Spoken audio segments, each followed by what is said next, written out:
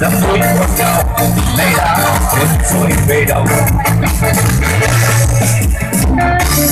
đôi tình yêu mà thành ta cố gắng bao nhiêu còn mang thật nhiều có đâu mà tại sao em nhớ trong tim ta cái bên người em đã chọn tình nhau nhưng nay tình em đã mất đâu không